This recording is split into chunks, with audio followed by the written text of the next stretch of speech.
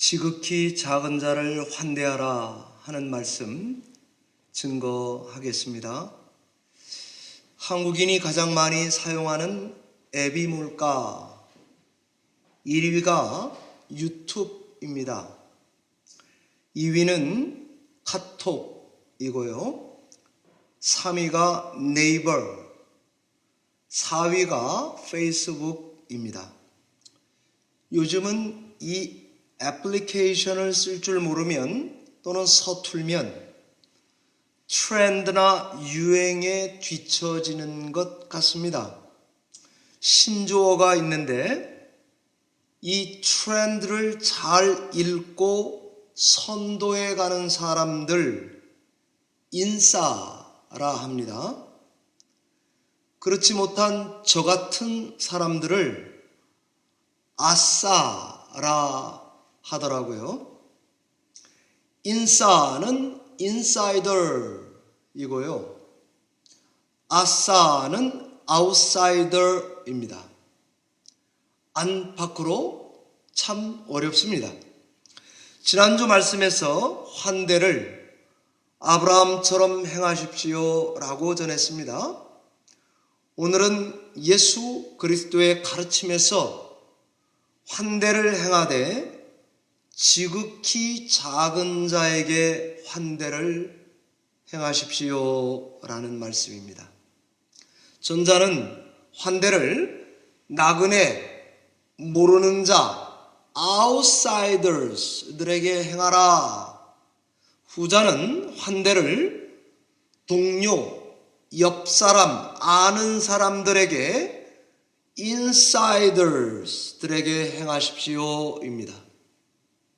둘 다 하나님께 받은 은혜에 반응해서 그것을 그대로 실천하는 것, 그게 우리 성도들의 환대여야 합니다. 2021년 우리가 환대하는 공동체가 되려면 어떻게 실천해야 하는가? 결론 먼저 말씀드리면 오늘 말씀은 우리에게 이렇게 말씀하십니다. 교회 안 지극히 작은 자들에게 관심을 가져라. 성도 간에 서로 화목해라, 사랑하라, 이렇게 말씀하십니다. 왜 그래야 합니까? 오늘 성경에 보니까 지극히 작은 자를 어떻게 대하느냐에 구원의 유무가 달려있기 때문입니다. 오늘 말씀은 양과 염소의 비유의 말씀입니다. 이 말씀은 마태복음에서 종말에 대한 비유 5개 중에 맨 마지막 비유입니다.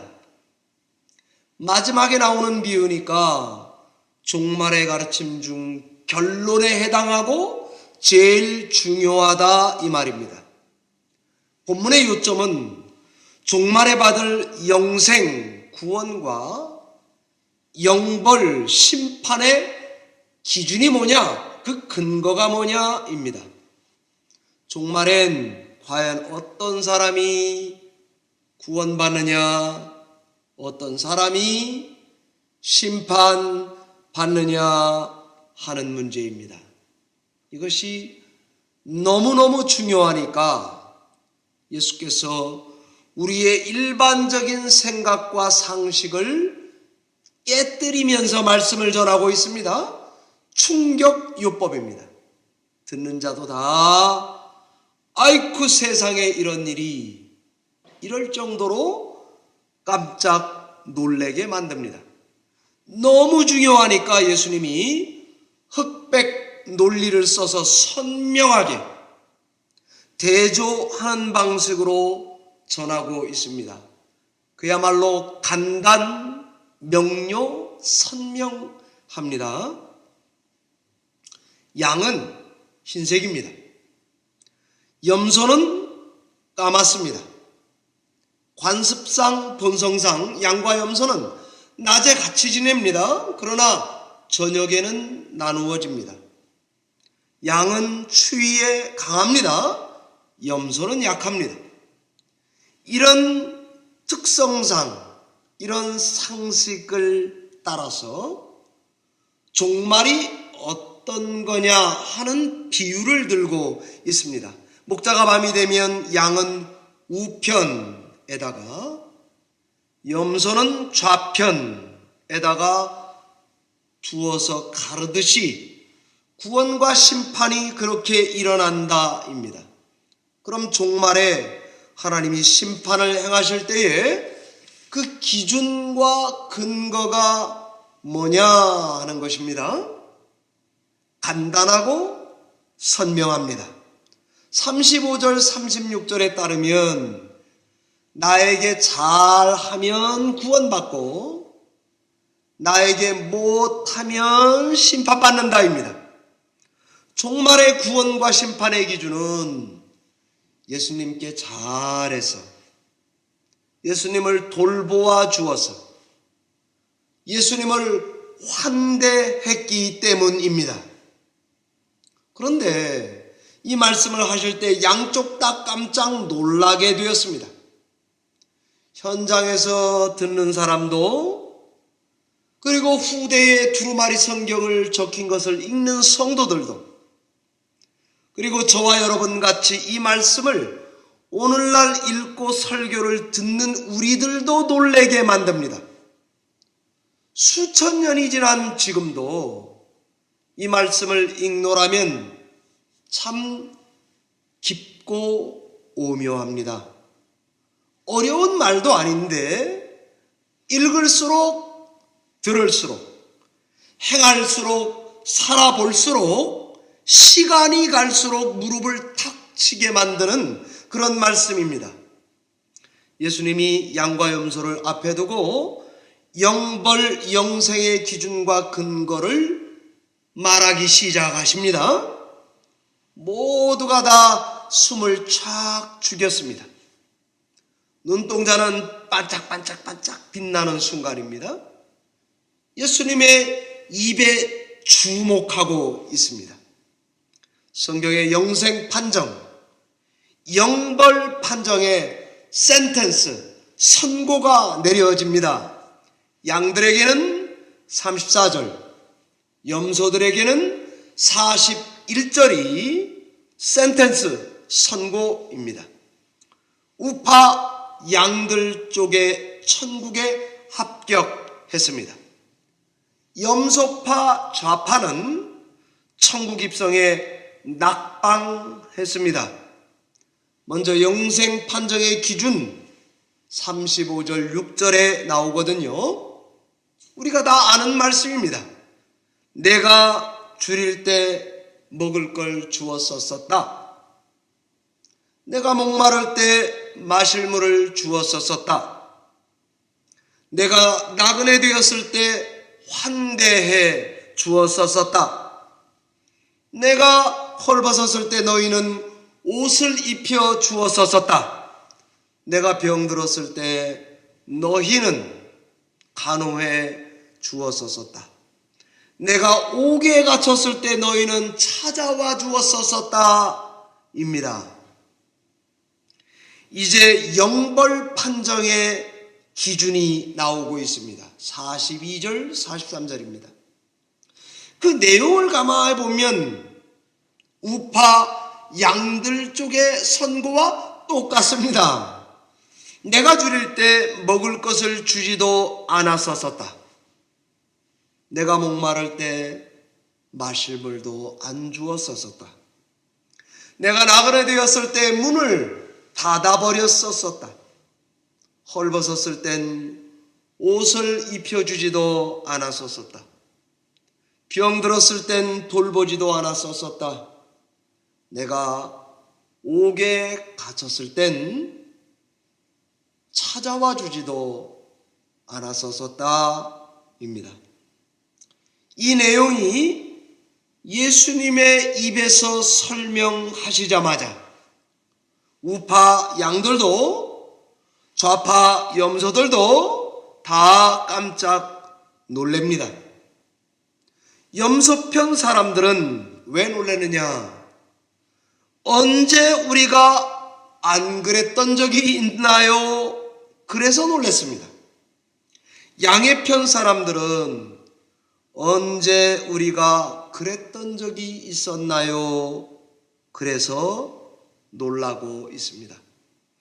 염소 쪽 좌파 사람들은 우린 늘 그렇게 하고 살아왔다 라고 생각해서 놀란 것입니다. 양쪽의 우파 사람들은 우린 늘 그렇게 하지 못하며 살았었는데 라고 생각해서 놀란 것입니다. 좌파가 놀란 이유는 억울해서 놀랐습니다. 우파가 놀란 이유는 과분해서 놀란 것입니다. 둘 다 경천 동지, 동천 경지, 대경 실색할 정도로 놀랐습니다. 그야말로 깜놀입니다. 자, 참 신기하죠. 어쩜 이렇게 서로 말이죠, 다르게 생각하고 있단 말입니까? 왜 이런 오해가 발생하는 걸까요? 우선 이 말씀은 누구에게 왜 전해지고 있는 걸까요? 이 말씀을 듣는 대상은 믿는 자들, 여러분과 저 같은 신자들, 교인들, 성도들입니다. 이 말씀이 주어지는 이유는 아마도 교회 공동체 안에서 또는 교회와 교회 공동체 사이에 믿는 사람들 간의 형제자매들에 대한 관심 문제가 키포인트인 것 같습니다. 왜 제가 성경을 이렇게 묵상하는가 하면요, 줄인 거, 목마른 거, 나그네 된 거, 병든 거 돌보는 선행들은 이건 다 유대인들의 윤리도덕적 구원 얻을 상급받을 선민으로서의 마땅히 행해야 되는 선행 기준들입니다. 그런데 말이죠, 맨 마지막에 옥에 갇힌 거, 이 부분은 유대인들 옥에 갇힐 일 없거든요.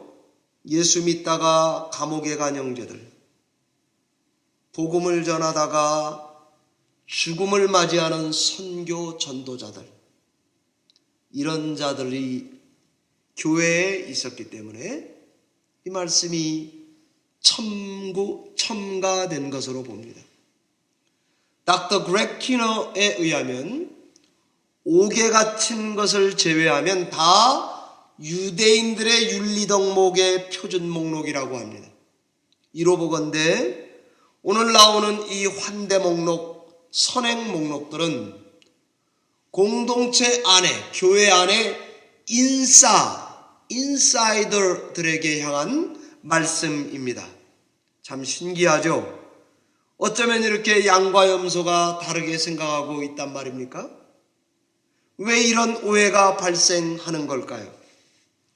구원은 선한 행실로 받는다. 내 의로움으로 받는다. 나는 지금도 착하게 선행을 행하고 있다라고 생각하면 그것이 그 사람의 선행의 근거가 됩니다.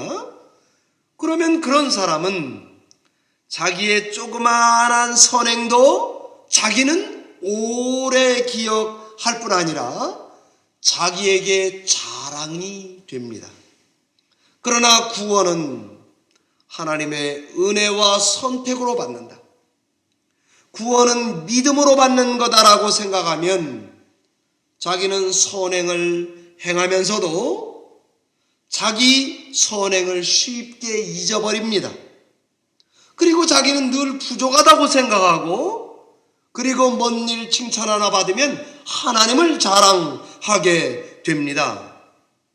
구원의 행위로 받는다라고 생각하면 먼 사람, 가끔 보는 사람에게는 환대를 행합니다. 그러나 가까운 사람에게는 호의를 베풀거나 환대를 베풀기가 어려울 뿐 아니라 한 번은 할 수 있습니다. 10번, 20번은 하기가 어렵습니다.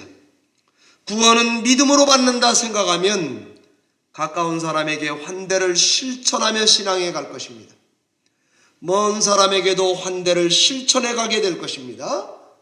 그 선행을 행하는 대상들이 아싸이든 인싸이든 상관이 없습니다. 대상을 가리지 않고 선행을 행하게 되죠. 고로 좌파 염소파들은 난 늘 행하고 살아가고 있는데 그렇게 생각했던 것입니다.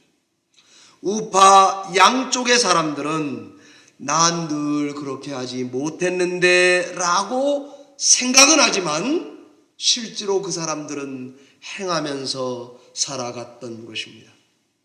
지난주 아브라함이 나그네에게 한 환대는 외인들에게, 모르는 사람들에게 환대 행했습니다. 오늘은 이 환대는 가까운 사람들에게, 아는 사람들에게 하는 환대입니다. 그런데 놀라운 것은 환대를 행하면서도 아브라함은 이분들이 하나님이신 줄을 몰랐습니다.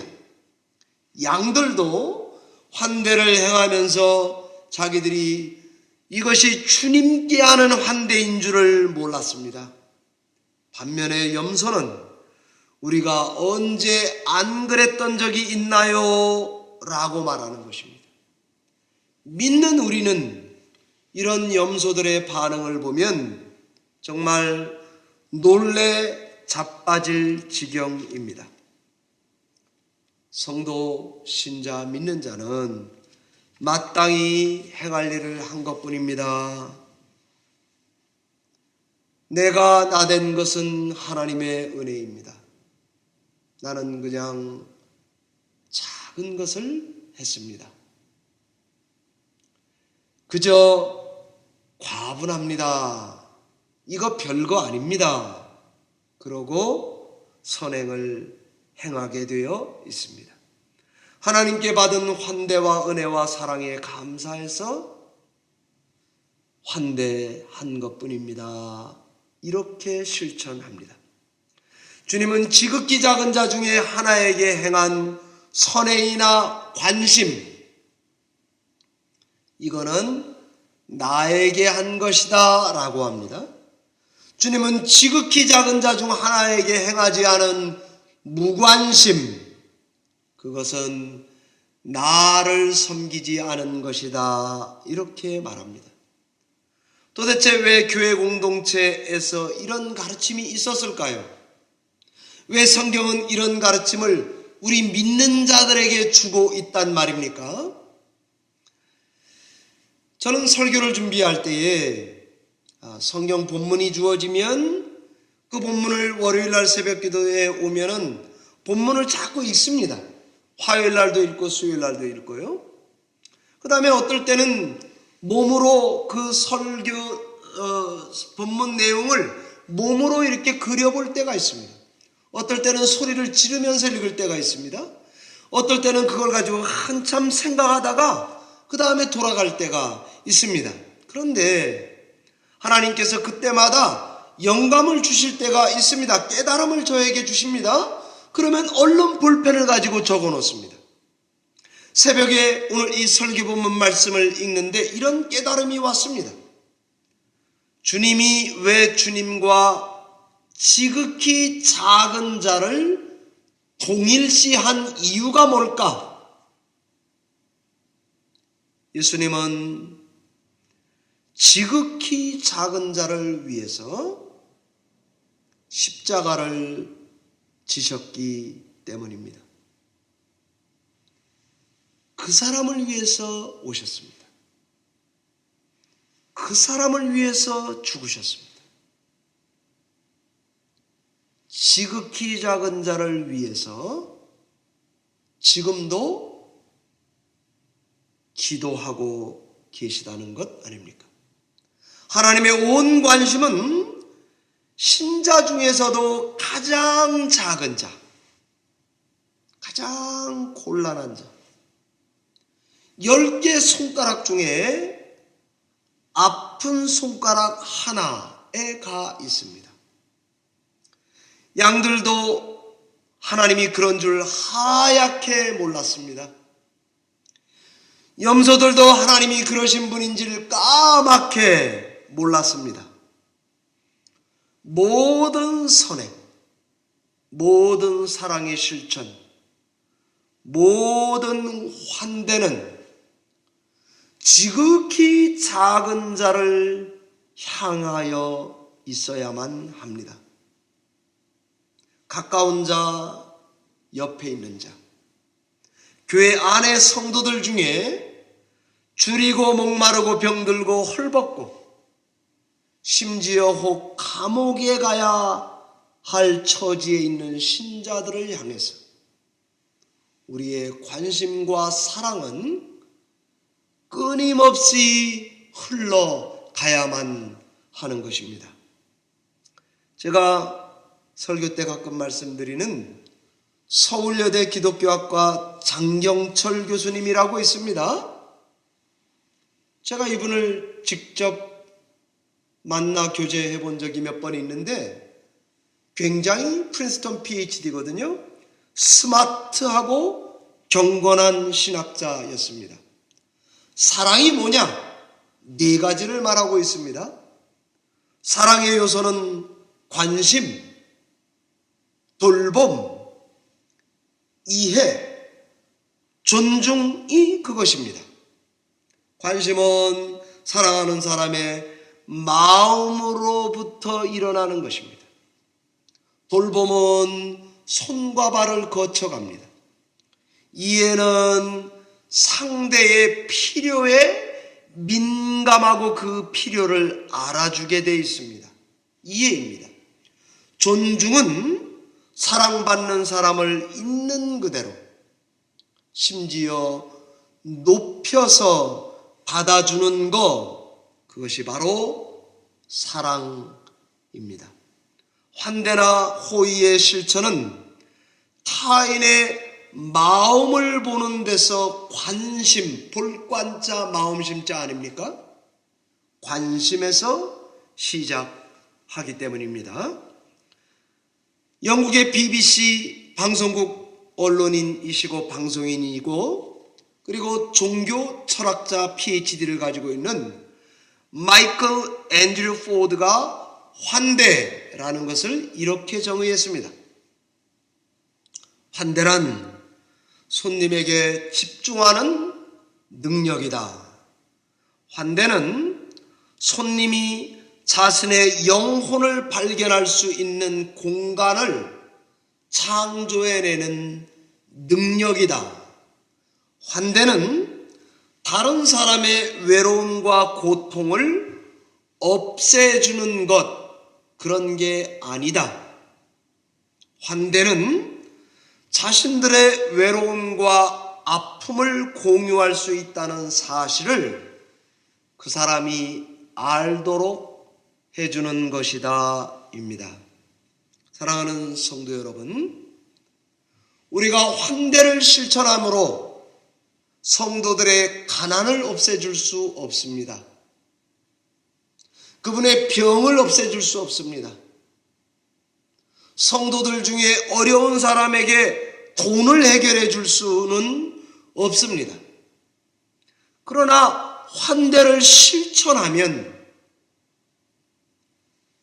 문제 해결을 다 해줄 수는 없지만 그 사람이 외로움과 아픔을 공유하도록 옆에 함께 있어 줄 수는 있습니다. 그것이 환대입니다. 말씀을 맺겠습니다. 환대는 남에게 착한 일을 하자는, 제가 그러자고 여러분에게 말씀드리는 선동적 인간적인 구호가 아닙니다. 환대는 하나님께 받아들여짐을 받은 우리가 그 환대를 하나님이 나에게 하셨던 것처럼 다른 사람들에게 행하는 것입니다. 이것은 타인에 대한 관심에서 시작하고 그 사람의 필요에 민감해야 합니다. 그 사람의 영혼의 필요를 이해하고 존중하는 일이 환대가 되는 것입니다.